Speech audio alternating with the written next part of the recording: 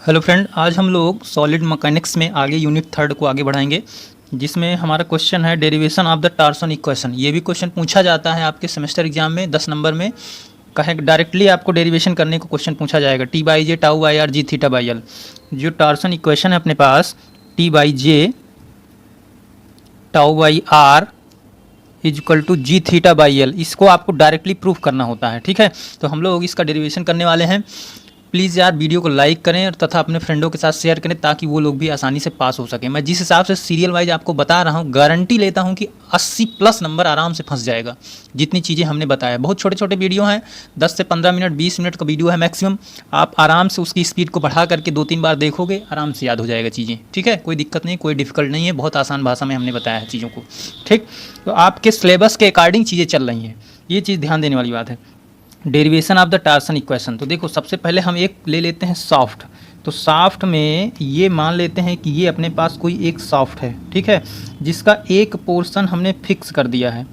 एक पोर्शन हमने फिक्स कर दिया है। अब इसमें हम क्या करेंगे, टॉर्क लगा देंगे इधर से।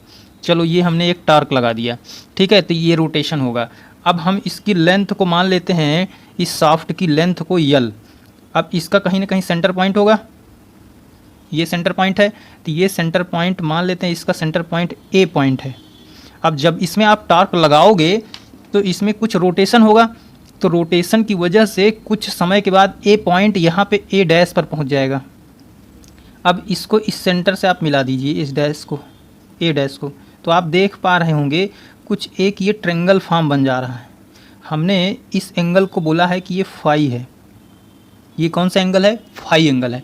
इतनी बात समझ में आ गई आपको, कोई डिफिकल्ट नहीं था इतना। अब इसका क्रॉस सेक्शन बनाते हैं, तो क्रॉस सेक्शन इसका कुछ सर्कुलर टाइप में दिखेगा आपको, इसका क्रॉस सेक्शन कुछ सर्कुलर टाइप में दिखेगा। ठीक है, ये है सॉफ्ट का क्रॉस सेक्शन। इस क्रॉस सेक्शन में ये एक्सेस ओ हो गई ए वाली, इसका मतलब ये पॉइंट ए है। आपने इसको जब रोटेट कराया तो कुछ एंगल फॉर्म करेगा जो कि थीटा एंगल, यानी कि ए से ए डैश पहुँचे हमने। अच्छा, इसकी रेडियस क्या होगी, इसकी रेडियस आर होगी इस सॉफ्ट की, यानी कि सॉफ्ट का ये क्रॉस सेक्शन हो गया, क्रॉस सेक्शन व्यू, ये along the length of view हो गया। इसमें हमने टॉर्क लगाया। तो आप एनालिसिस करो, समझो चीज़ों को। इस ट्रेंगल को मैं बाहर निकाल रहा हूँ, इस ट्रेंगल को मैं बाहर निकाल रहा हूँ। तो आप बताओ, यहाँ पे इस ट्रेंगल की लेंथ तो हमें पता है। इसके बाद ये पॉइंट हो गया ए ए डैश, ये पता है एंगल फाई होता है। ठीक है, तो इसमें tan फाई लगा दो, तो tan phi is equal to क्या हो जाएगा, tan थीटा बराबर होता है, tan फाई बराबर होता है लेंथ, यानी कि परपेंडिकुलर लेंथ और बेस, इनका कॉम्बिनेशन क्या कहलाता है, tan फाई कहलाता है। ठीक है, आप पढ़ते आए हो। तो परपेंडिकुलर क्या है अपने पास, ए डैश, और लेंथ कितना है बेस में, यल है। तो एक बात बताओ, कंपेयर टू लेंथ ये फाई कितना बहुत छोटा है, निगलेक्ट के बराबर है, यानी कि phi is very small, small angle. Phi हमारा क्या है, बहुत छोटा एंगल है। ठीक है, समझ में आ गया चीज़ें। तो हम ये लिख सकते हैं, phi is equal to A dash divide by l. क्यों, क्योंकि हमने tan फाई को बोल दिया है कि एंगल छोटा है तो ये फाई के बराबर है, इसलिए हमने इसको रिड्यूस कर दिया। इतनी चीज़ें समझ में आ गई। ये हमने निकाला इस सॉफ्ट के अलोंग द लेंथ। अगर हम क्रॉस सेक्शन की बात करें, फ्रॉम क्रॉस सेक्शन, तो क्रॉस सेक्शन में एनालिसिस करो, क्रॉस सेक्शन हमें क्या मिलता है। अगर हमें ये वाली लेंथ चाहिए, आप यहाँ पे देख पा रहे होगे, हमें आर्क वाली लेंथ चाहिए जो कि ए और ए डैश है। तो आप बचपन से क्या पढ़े हो फार्मूला, आर्क बराबर क्या होता है, आर्क बराबर होता है एंगल इंटू रेडियस। तो रेडियस में देखो, आर्क दिया है अपने पास ए डैश, ठीक है, एंगल कितना है थीटा, रेडियस कितना है आर। टोटल ये क्रॉस सेक्शन की बात कर रहा हूँ मैं, इस क्रॉस सेक्शन में ही देखना है अभी। तो यहाँ से एक बात बताओ, A dash is equal to theta into R मिल गया, मिल गया कि नहीं मिल गया। तो इसका मतलब है कि अगर हम phi is equal to compare करें यहाँ से ए डैश इंटू यल, यानी कि ए डैश की जगह क्या लिख सकते हैं, phi into l, phi into l लिख सकते हैं कि नहीं लिख सकते। तो हमने यहाँ से ए डैश की जगह फाई इंटू यल ले लिया, is equal to theta into R. तो यहाँ से एक बात बताओ, फाई इज इक्वल टू क्या हो जाएगा, R theta into divide by l, एक समीकरण ये आपको बन गया, यहाँ से रिलेशन हमने एक फाइंड आउट कर लिया, ठीक है। यानी कि फाई क्या है अपने पास, फाई है, आपने मॉडुलस ऑफ रिजिडिटी पढ़ा है ना, G equal to tau upon phi होता है, यानी कि shear stress upon shear strain. हमने पिछले वीडियो में यानी कि यूनिट फर्स्ट में हमने ये चीज़ बताया था आपको कि अगर इस बॉडी में कोई स्ट्रेस लगाया जाए तो ये पॉइंट यहाँ शिफ्ट हो जाते हैं, ये फाई होता है, यहाँ से मॉडल जी निकाले थे आप, टाउ बाई फाई, ठीक है। तो वहीं से एनालिसिस करने की बात है। यहाँ पे हम वी नो दैट, हम जानते हैं, वी नो दैट कि tau upon phi equal to होता है जी, ये जी क्या है, मॉडुलस ऑफ रिजिडिटी है, मॉडुलस ऑफ रिजिडिटी है, ठीक है। तो यहाँ से फाइव इक्वल टू क्या हो जाएगा, जी बाई टाउ हो जाएगा। इतनी बात समझ में आ गई। अब देखो आगे क्या करना है, इसका मतलब ये हो गया, देखो phi equal to G by tau आपने एक निकाला phi equal to R theta by यल, तो ये दोनों इक्वेशन को बराबर कर सकते हैं कि नहीं कर सकते, बिल्कुल कर सकते हैं। तो हम लिख सकते हैं यहाँ पे कि G by tau is equal to G theta by L. इसको थोड़ा सा और सॉल्व करोगे तो टाउ बाई आर, टाउ को इधर ले लो, टाउ बाई आर, यहाँ पे मैंने गलत लिख दिया है, यहाँ पे आर होगा, ध्यान रखना इस बात को, आर थीटा बाई यल। तो tau by R is equal to क्या हो जाएगा, जी थीटा बाई यल। ये अपने पास इक्वेशन नंबर 2। एक रिलेशन आपको पता चल गया यहाँ पे, tau by R is equal to G theta by l, ये प्रूफ हो गया। अब हमें टी बाई जे लाना है, तो यहाँ पे ध्यान से समझ लेना, आर क्या है, रेडियस है, टाउ क्या है, शियर स्ट्रेस है, जी क्या है, मॉडुलस ऑफ रिजिडिटी है, और थीटा क्या है, एंगल ऑफ ट्विस्ट है, और यल क्या है, लेंथ ऑफ द सॉफ्ट है, ठीक है। ये बात आप याद रखोगे, सारी डायमेंशन हमें पता रहेगी तो हमें कैलकुलेशन करने में आसानी होगी। तो अब हम लोग क्रॉस सेक्शन का एनालिसिस करते हैं, ये जो हमने क्रॉस सेक्शन बनाया था, नाउ क्रॉस सेक्शन व्यूज, तो इसका मतलब मैं यहाँ पे लिख रहा हूँ, ठीक है।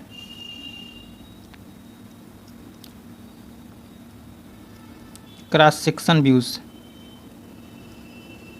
तो क्रॉस सेक्शन व्यूज कौन सा था, क्रॉस सेक्शन व्यूज अपने पास ये है। इस क्रॉस सेक्शन में हम एक स्ट्रिप काट लेते हैं, ये था अपने पास सेंटर इस क्रॉस सेक्शन का, तो सेंटर से होते हुए हमने एक स्ट्रिप लेना है, ये हमने एक स्ट्रिप ले लिया। अब इस स्ट्रिप के बारे में एनालिसिस करना है।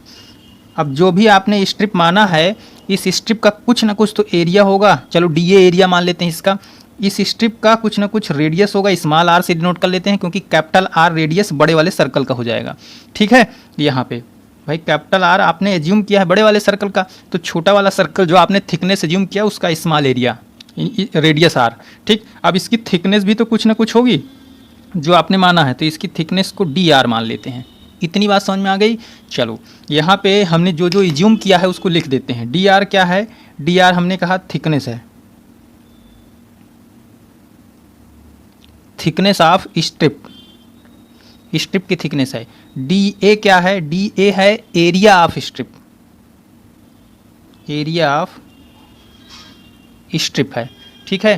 तो रिलेटिव फोर्स डेवलप्ड बाय, यानी कि एक बात बताओ, अगर हम इस रिंग का जो आपने यहाँ पे एज्यूम किया है थिकनेस, तो रिंग का अगर हम निकालें फोर्स, तो D F equal to force equal to क्या होता है, हम ये लिख सकते हैं shear stress into area of strip, ठीक है। ये बात समझ गए, यहाँ से कहाँ से आया, यानी कि हमने फोर्स निकाला तो टाउ इंटू डी ए, शियर स्ट्रेस इंटू एरिया हमने लिख लिया, ठीक है। अब आप एक फार्मूला पढ़े हो अभी पीछे जस्ट, तो डी एफ इजक्वल टू यहाँ पे टाउ की वैल्यू रख दो, टाउ की वैल्यू क्या होगी, G theta by L into small R into D ए।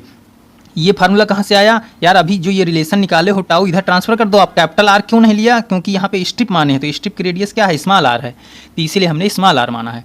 अब डी एफ फोर्स निकल गया, अब हमें रजिस्टिव टार्क निकालना है, resistive torque produce by ring, जो आपने रिंग बनाया है, ठीक है। तो रजिस्टिव टार्क बराबर क्या होता है, ये हो जाता है force into radius. Resistive torque का फार्मूला क्या है, फोर्स इंटू रेडियस। तो फोर्स इंटू रेडियस में अब डी एफ की वैल्यू रख दो जो आपने ये निकाला है, तो ये हो जाएगा G theta by L into R into D A, और रेडियस क्या है, स्मॉल आर, ठीक है। अब इसको थोड़ा सा और सॉल्व कर लेते हैं, तो ये क्या बन जाएगा, ये बन जाएगा अपने पास, देखो G theta by L R square into D A, ये हो गया अपने पास टार्क। अब ये टार्क एक स्ट्रिप का है, एक रिंग का है, लेकिन आपको ओवरऑल क्रॉस सेक्शन का टार्क चाहिए। तो ओवरऑल क्रॉस सेक्शन का टार्क चाहिए तो क्या करते हैं, इसका इंटीग्रेशन कर दें। चलो इंटीग्रेशन कर देते हैं भाई। तो total torque T equal to क्या हो जाएगा, तो टी इक्वल टू हो जाएगा G theta by L, constant है इसको बाहर निकाल लो, 0 टू आर हम इंटीग्रेशन कर देते हैं with respect to R square into D A, समझ गए। अब ये आर स्क्वायर, ये जो इंटीग्रेशन है R square into D A, इसको बोला जाता है polar moment, polar moment of inertia. अगर जिसे ना पता हो मैकेनिक्स में पढ़े होगे तो याद कर लेना, इसे बोला जाता है polar moment of inertia. Polar moment of inertia को जे से रिप्रेजेंट करते हैं, तो हम यहाँ पे लिख सकते हैं क्या, G theta by L into capital J. तो आपको ये जे इधर ट्रांसफर कर लो, तो T by J equal to G theta by L, ये आपको रिलेशन पता चल गया। और आपने एक रिलेशन ये निकाला है, तो इसका मतलब हम ये कह सकते हैं from equation second and from equation, ये हो गया अपने पास थर्ड। तो इक्वेशन सेकंड एंड थर्ड से ये कहा जा सकता है कि जो भी इक्वेशन आएगा वो क्या आएगा अपने पास, वो आएगा from equation second and third. तो क्या, T by J tau by R G theta by L, ये लो आपका इक्वेशन प्रूफ हो गया। यहाँ पे टी क्या है, टार्क है, जे क्या है, पोलर मोमेंट ऑफ इनर्शिया है, पोलर मोमेंट ऑफ इनर्शिया है। आर क्या है भाई साहब, रेडियस है, रेडियस ऑफ शाफ्ट। यहाँ पे थीटा क्या है, एंगल ऑफ ट्विस्ट, यानी कि जब आपने टार्क लगाया है तो एंगल ऑफ ट्विस्ट बना ना, यहाँ पे एंगल ऑफ ट्विस्टिंग, तो ये है। और क्या डायमेंशन बचा, यल, यल आपको पता है लेंथ ऑफ शाफ्ट है,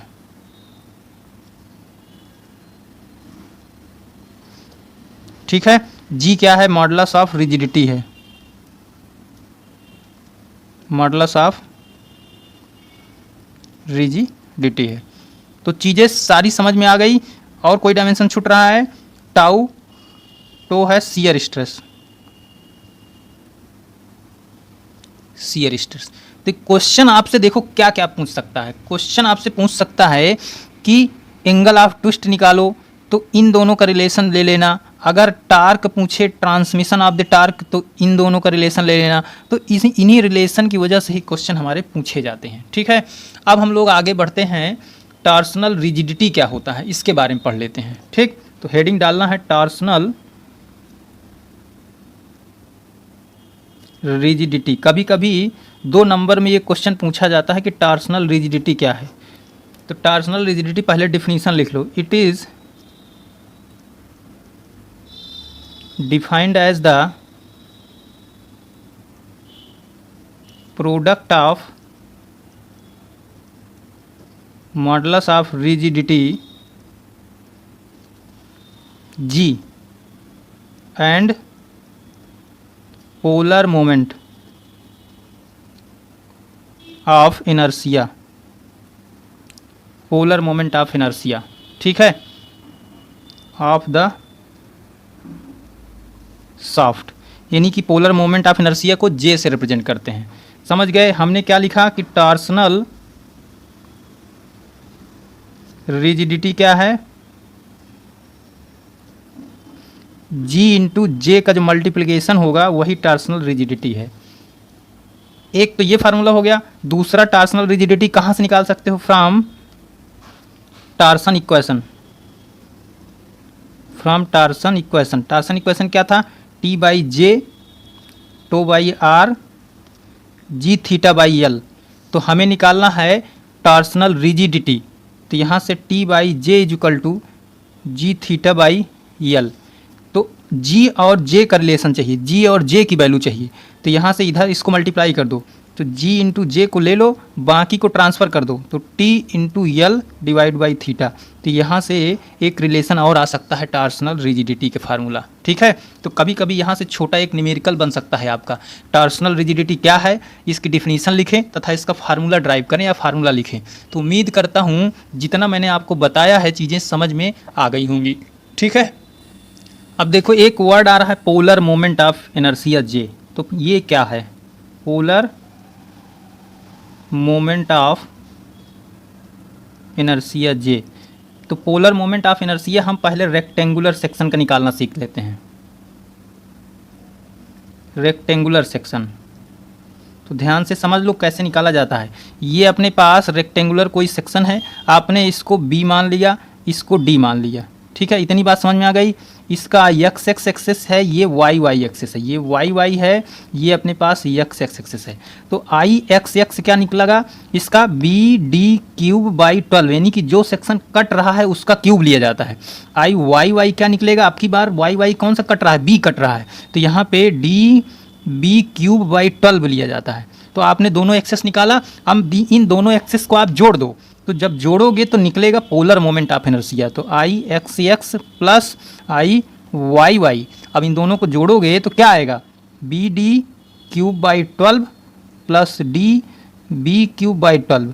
तो यहाँ पे 12 दोनों में कॉमन है, तो 12 को बाहर निकाल लेते हैं, और यहाँ पे कॉमन क्या है, बी डी, तो बी डी बाई 12 कॉमन है, अंदर क्या बचा अपने पास, D square plus B square. तो ये हो गया भाई साहब पोलर मोमेंट ऑफ इनर्शिया किसका, रेक्टेंगल सेक्शन का।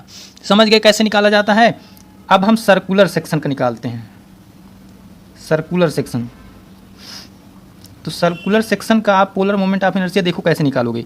ये है अपने पास सर्कुलर सेक्शन जिसका डायमीटर डी है, तो इसका एक्स एक्स एक्सेस में पहले पोलर, फिर वाई वाई एक्सेस में।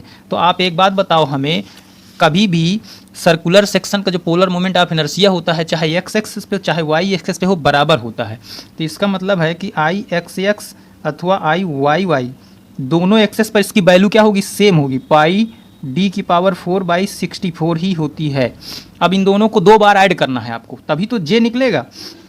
तो पाई डी की पावर 4/64 प्लस पाई डी की पावर 4/64, तो ये लो हमने ऐड कर दिया। तो ऐड करने से हमें क्या मिला, पाई डी की पावर 4/32 मिला। तो ये polar moment of inertia for किसके लिए, सर्कुलर सेक्शन के लिए है। तो दोनों क्वेश्चन आपको समझ में आ गए चीज़ें, तो चलो ठीक है। अब आपको एक क्वेश्चन अपने से करना है कि polar moment of inertia for hello section, hello circular section, तो उसमें 2 डायमेंशन हो जाएगी भाई। हालो सर्कुलर सेक्शन इस तरह से बन जाएगा, तो यहाँ पे एक को स्मॉल डी ले लेना, दूसरे को कैपिटल डी ले लेना, तो हालो सर्कुलर सेक्शन का भी पोलर मोमेंट ऑफ इनर्शिया निकाल लेना। तो ये ज़रूरी क्यों है, क्योंकि क्वेश्चन जब आप सॉल्व करोगे तो चीज़ें पूछी जाती हैं। ठीक है, तो मिलते हैं अगले वीडियो में एक क्वेश्चन के साथ, जो भी बेसिक क्वेश्चन होंगे उसको मैं करवाऊंगा अगले वीडियो में। तब तक के लिए आप लोग रिवीजन करें, वीडियो को लाइक करें और अपने फ्रेंडों के साथ शेयर करें। Okay bye.